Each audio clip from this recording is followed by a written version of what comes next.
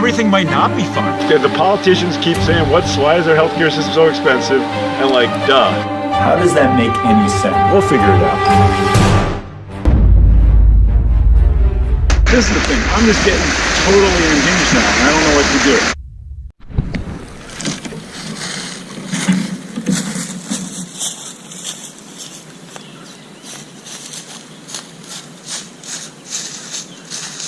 Hey, how's it going? We're in Lake Elkhorn in Columbia, and it's a sunny day, so I want to talk about skin cancer. Skin cancer is interesting because we kind of have a skin cancer epidemic in our country. I've been scared to death of it. I've even been to a dermatologist long ago, like 20 years ago. And it was funny. I went to a dermatologist at Hopkins, and he said, "What do you want?" I said, "Well, I used to get burned when I was a kid, so I want to get a total skin exam." And he said, "You know, that's a bunch of bullshit." That's what he said to me. He said, "You could probably, if you have a problem on your skin, you'll find it yourself. You don't need to come to me for that. I'll do it because you came all the way this way, but I'm not going to find anything." And the more I looked into skin cancer, the more I saw the sense of what he said. This was an unusual dermatologist. And I'll give you an example of another unusual dermatologist. And by the way, I don't want to knock dermatologists, but they have the highest ratio of how much they get paid to how hard they work. That's been known for a long time. And their biggest thing is cutting things. You know, they can go in, you'll see you and cut things. When we see someone, not to toot our own horn, but we see these complicated patients with lots of problems, and we have to figure all things out, and we get paid a certain amount to do all that stuff. They get paid more to cut off something than we get paid for all that stuff. And they can cut off like 5 or 6 different things in an hour. And for us, we see 2 of these complicated patients in an hour, and we got to follow them. And this is what we love to do, don't get me wrong. But we got to follow them, and then there'll be emails or phone calls and follow up and stress. And, you know, it's complicated what we do. And we get paid a lot less for what we do than what they do. So it's in their interest to cut as much as they can. So there was a conference I went to, and they had a dermatologist there who was one of these really sensible dermatologists who doesn't like the abuse of our system. And he did a little study in a practice. And in this practice of multiple dermatologists, there was one dermatologist in the practice that billed Medicare $3 million a year for biopsies. And then that was the highest level. The lowest level was a dermatologist who billed Medicare about $15,000 a year for biopsies. And the one who billed less kind of said, "Well, I see this, it doesn't look that bad, let's follow it for a while." The one who billed the most cut everything off. And by the way, Medicare asks no questions. It'll pay the $3 million biller without any questions. So this guy followed the results over the course of 5 years, and lo and behold, the guy who cut off the most did diagnose more cancers, but there was no change in outcome. So both of them certainly will biopsy something that looks like a melanoma. A melanoma is a bad cancer with a bad outcome. Then there are these 2 other cancers called squamous cell and basal cell, which don't really have a bad outcome most of the time. I mean, if they're growing fast, if they're in a bad place like on the nose and they seem to be growing, then you want to get rid of them. But almost everywhere else, especially in people who are older, they will outlast the person's life. They might grow a little, but they could just sit in peace with you. They're not going to kill you. Then there are these other things called precancers or actinic keratosis. The chance of them becoming a cancer is extremely low.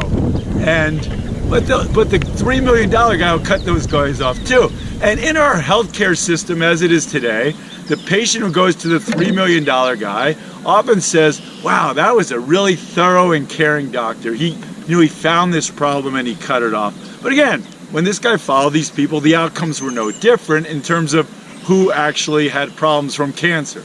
It didn't make a difference. Give you a quick story. I had a patient who's old, in her 80s, who came to me and showed me something on her leg. And she said to me, "You think there's a problem?" And I looked at it and I said, "I don't think so."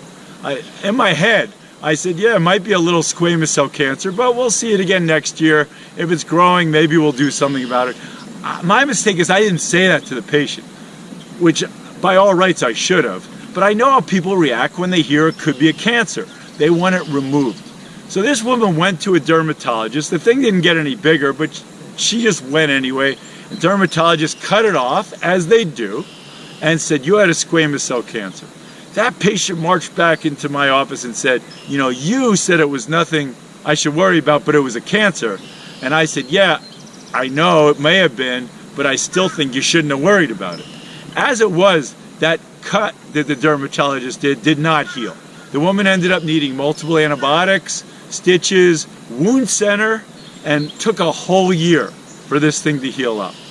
There would have been no difference. This thing was on her leg, it had been there for a while, and it was going to outlive her. They do. When people are older, these things don't kill you. In fact, most older people I know, I take care of, have a skin cancer somewhere. It's just the way it is. They don't kill anyone. We leave them alone. If they're not melanomas, we leave them alone. That's the most responsible thing to do. But everyone's so obsessed with cancer, with skin cancer, that they get them chopped off. And the price of that, both in terms of the cost to the system, is huge, and in terms of the cost to the patient. Because while cutting them off doesn't help the patient, there's about a 20% chance in an older person that it will cause some complication. So we actually are causing harm by doing this thing that patients think is so thorough. Medicare is spending billions of dollars on these unnecessary cuts. Dermatologists are getting quite wealthy from this, and the patients look at them as being thorough. Some of my patients don't. Some of my patients refer to certain dermatologists as the cutting dermatologist and some dermatologists as the smart dermatologist. Now, I don't know if it's that simple, but that's what my patients say, not me. Allegedly, that's what they say. That's what they've told me.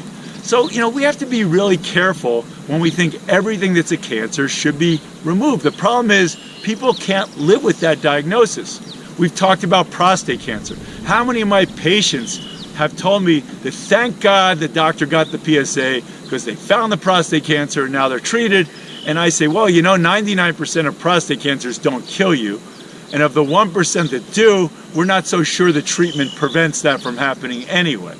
But I'm glad you got the treatment. I'm glad you're impotent and incontinent from the treatment, because now at least your life was saved and you have a hero doctor. You can put his picture on the wall and everything. And the doctor's happy because the doctor has this new swimming pool and everything.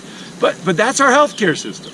And if I sound a little cynical and frustrated, it's because as I watch people talk about Medicare for all and national health care and the cost of healthcare system, nobody talks about this. And I see it. I see all these skin cancers getting cut off and all this celebration about how the doctors saved their life, and these prostate cancers being treated, and the PSA's done in celebration, you know, the confetti comes out, how they saved their life. And I see also people in Congress and people talking about the healthcare system saying the problem with our healthcare system is we don't have enough people who are insured who can get skin cancers removed and their prostate cancers treated. And I'm thinking, this is the whole problem. No, we need more people to have healthcare system so they can get more basic good treatment. They get their blood pressure taken care of, they can get their diabetes taken care of, they can get their appendix fixed, they can get their heart attack taken care of, they can get treatment for nutrition, etc. That's why we need health insurance, not for this stuff. So if we want to have health insurance for all people, we have to use our brains and open our eyes and say, well, what are we going to pay for? It shouldn't be this. And if we're going to pay for dermatologists to cut off these things, that's fine. If a patient wants them cut off, that's fine. But that payment should be small. That's what would change the system. If we want to create a system that's more capitalistic in nature, then we pay based on value. And the value of cutting off a squamous cell or basal cell cancer in an older person is probably the dermatologist should get about. Hey, so if you're equally annoyed by our dysfunctional healthcare system and all the garbage you're being fed, then give me an email, log on to my website, which is listed down here. Let me know what you want me to talk about, and I'll just keep feeding you information, and we'll discuss this and hopefully make some changes. See you later.